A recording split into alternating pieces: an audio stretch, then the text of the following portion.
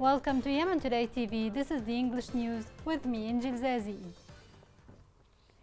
The U.S. administration is considering reclassifying the Houthi group as a global terrorist entity. This came during remarks made by the U.S. National Security Advisor Jake Sullivan in Davos Economic Forum. This report has more.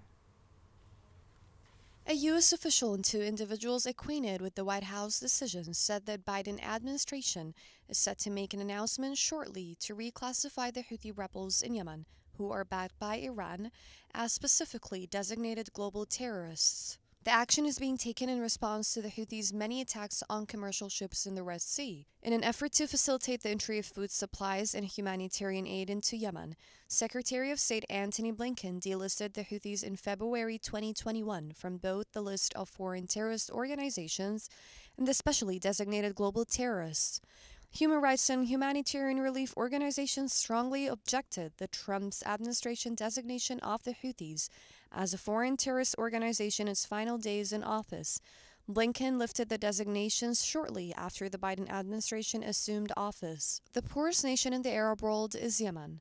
According to the UN, as of 2023, 24 million Yemenis are at risk of starvation and disease due to war and persistent misgovernment, with about 14 million of them in critical need of aid.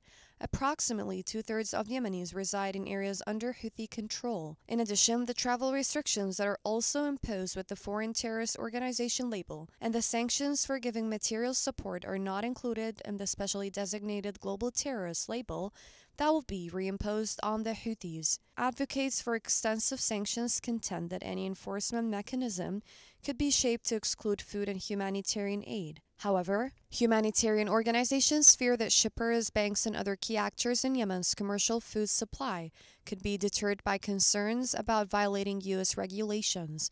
90% of Yemen's food is imported. A senior White House official stated that in order to minimize the impact on the world economy, the U.S. and its allies must work together to face the persistent danger posed by the Houthi rebels on commercial vessels in the Red Sea.